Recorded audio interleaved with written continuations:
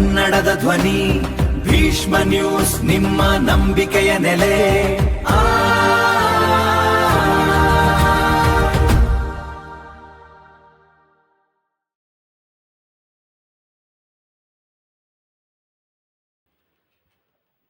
ನಮಸ್ತೆ ವೀಕ್ಷಕರೇ, ನಾನು ನಿಮ್ಮ ಅಜಯ್ ಕುಮಾರ್. ಹಿಂದೂ ಭೀಷ್ಮ ನ್ಯೂಸ್ ಕನ್ನಡ ವಿಶೇಷ ವರದಿಗೆ ಸ್ವಾಗತ. ಭಾರತ ದೇಶದಲ್ಲಿ ಪ್ರಚಲಿತದಲ್ಲಿರುವಂಥ ಖಾಸಗೀಕರಣ ಮಾರಾಟ ಏನು, ಹಿಂದೆ ಸರ್ಕಾರಿ ಸ್ವಾಮ್ಯದ ಅನೇಕ ಇಲಾಖೆಗಳ ಖಾಸಗೀಕರಣದ ಬಿಸಿ ಈಗ ರಾಜ್ಯ ಸರ್ಕಾರಕ್ಕೂ ತಗುಲಿದೆ. ಏನಿದು?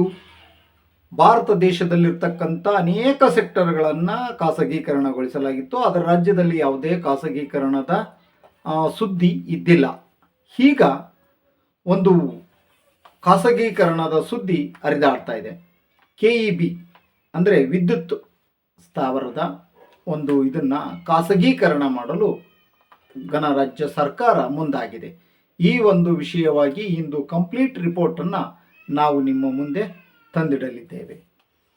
ಈ ವಿಶೇಷ ಏನಪ್ಪ ಅಂತಂದರೆ, ರೈತರು ಹಾಗೂ ನೌಕರರ ಕೆಂಗಣ್ಣಿಗೆ ರಾಜ್ಯ ಸರ್ಕಾರ ಈ ಒಂದು ಖಾಸಗೀಕರಣದ ವಿಷಯವಾಗಿ ಕೆಂಗಣ್ಣಿಗೆ ಗುರಿಯಾಗಿದೆ.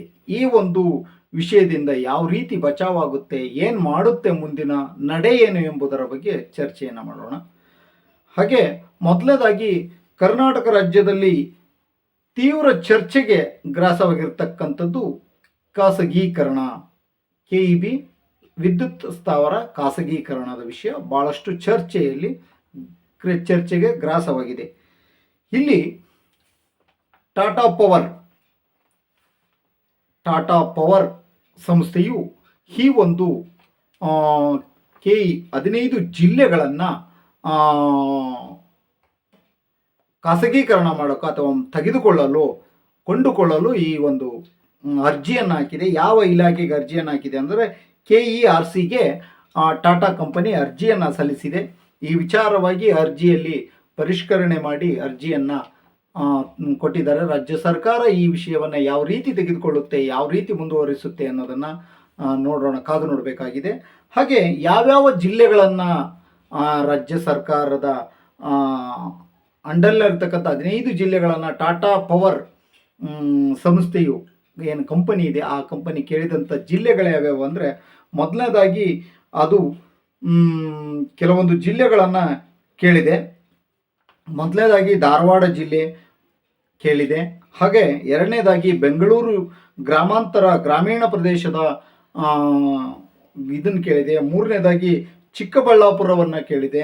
ನಾಲ್ಕನೇದು ಕೋಲಾರ, ಐದನೇದು ರಾಮನಗರ, ಆರನೇದು ತುಮಕೂರು, ಏಳನೇದು ಚಿತ್ರದುರ್ಗ, ನಮ್ಮ ಬೆಂಗಾವಡು, ಬಂಡೆಗಳ ನಾಡು, ಬರಗಾಲದ ನಾಡು, ಬೇಸಿಗೆಯ ಬಿಸಿಲಿನಂತಿರುವಂಥ ಯಾವುದೇ ನೀರಾವರಿ ಸವಲತ್ತು ಇಲ್ಲದೆ ಇರತಕ್ಕಂಥ ಒಂದು ಚಿತ್ರದುರ್ಗ ಕೂಡ ಈ ಒಂದು ಇದರಲ್ಲಿ ಸೇರ್ಪಡೆಯಾಗಿದೆ. ಹಾಗೆ ಶಿವಮೊಗ್ಗ, ದಕ್ಷಿಣ ಕನ್ನಡ, ಉಡುಪಿ, ಮೈಸೂರು, ಚಾಮರಾಜನಗರ, ಹಾಸನ, ಬೆಳಗಾವಿ ಹಾಗೂ ಉತ್ತರ ಕನ್ನಡ, ಈ ಎಲ್ಲ ಜಿಲ್ಲೆಗಳನ್ನು ಟಾಟಾ ಪವರ್ ಸಂಸ್ಥೆಯು ಕೊಂಡುಕೊಳ್ಳಲು ಈ ಒಂದು ಮುಂದಾಗಿದೆ. ಈ ವಿಷಯವಾಗಿ ವಿದ್ಯುತ್ ವಿಷಯವಾಗಿ ಅಂಕಿಅಂಶಗಳನ್ನು ನಾವು ನೋಡೋದಾದರೆ, ನಾವು ಕರ್ನಾಟಕ ರಾಜ್ಯದಲ್ಲಿ ವಾರ್ಷಿಕವಾಗಿ ವಿದ್ಯುತ್ ಬಳಕೆ ಆಗುತ್ತಿರತಕ್ಕಂಥದ್ದು 97,334 ದಶಲಕ್ಷ ಯೂನಿಟ್ ನಮ್ಮ ವಾರ್ಷಿಕವಾಗಿ ಬೇಕಾಗುತ್ತೆ.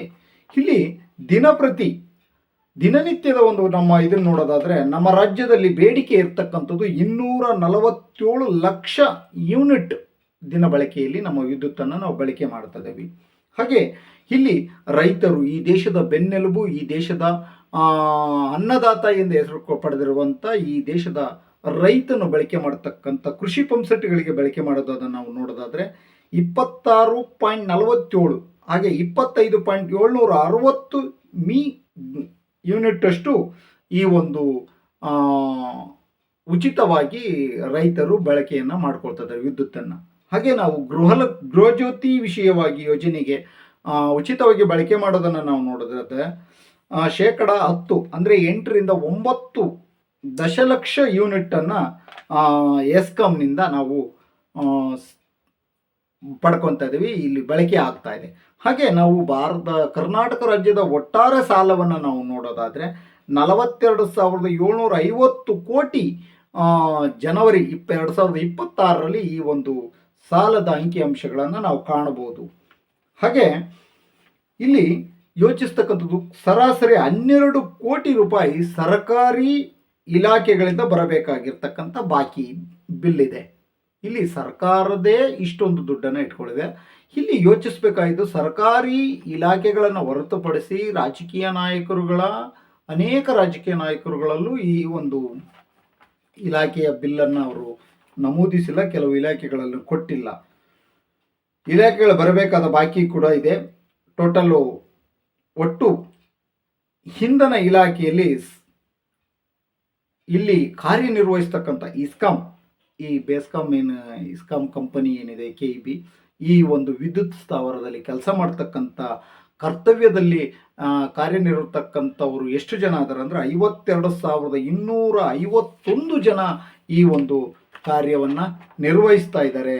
ಈ ನಮ್ಮ ಕರ್ನಾಟಕ ರಾಜ್ಯದಲ್ಲಿ ಈ ಜನವರಿ ಅಂತ್ಯದ ವೇಳೆಗೆ ಸಿಕ್ಕಂಥ ಲೆಕ್ಕಪತ್ರಗಳನ್ನು ನಾವು ನೋಡೋದಾದರೆ 2026 ಜನವರಿ ಅಂತ್ಯದಲ್ಲಿ ಎಸ್ಕಾಂನಿಂದ ಒಟ್ಟು ಸಾಲ ಇರ್ತಕ್ಕಂಥದ್ದು 42,750 ಕೋಟಿ ತಲುಪಿದೆ. ಅದರ ಜೊತೆಗೆ ನಮ್ಮ ಸರ್ಕಾರಿ ಇಲಾಖೆಗಳಿಂದ ಬರೋಬ್ಬರಿ 12 ಕೋಟಿ ರೂಪಾಯಿ ಬಾಕಿ ಉಳಿಸಿಕೊಂಡಿದೆ.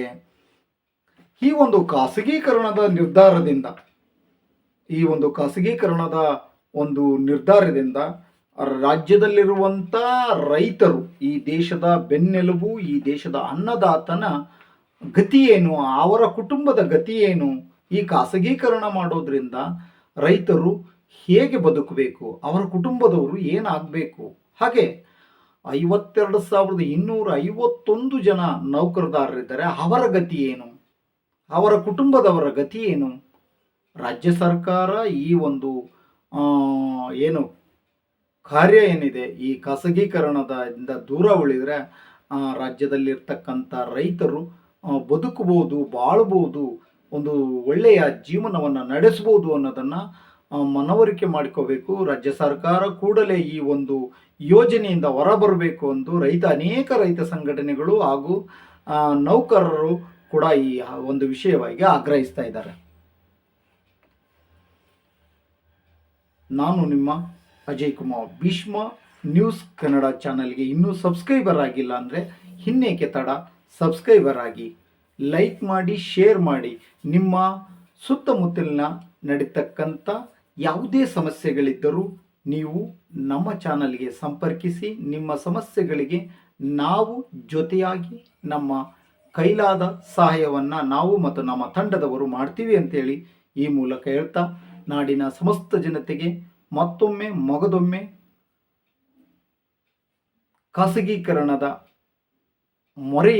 ಖಾಸಗೀಕರಣದಿಂದ ಆಗ್ತಕ್ಕಂಥ ನೋವುಗಳನ್ನು ಜನಸಾಮಾನ್ಯರು ತಿಳಿದುಕೊಳ್ಬೇಕು. ರಾಜ್ಯ ಸರ್ಕಾರದಲ್ಲಿದ್ದರೆ ಏನಾಗುತ್ತೆ, ಖಾಸಗಿಯವರ ಕೈಯಲ್ಲಿದ್ದರೆ ಏನಾಗುತ್ತೆ ಅನ್ನೋದನ್ನು ಸ್ವಲ್ಪ ಮನವರಿಕೆ ಮಾಡಿದರೆ ಉತ್ತಮ ಎಂಬುದನ್ನು ಸಂದೇಶವನ್ನು ತಿಳಿಸ್ತಾ ನಮಸ್ತೆ.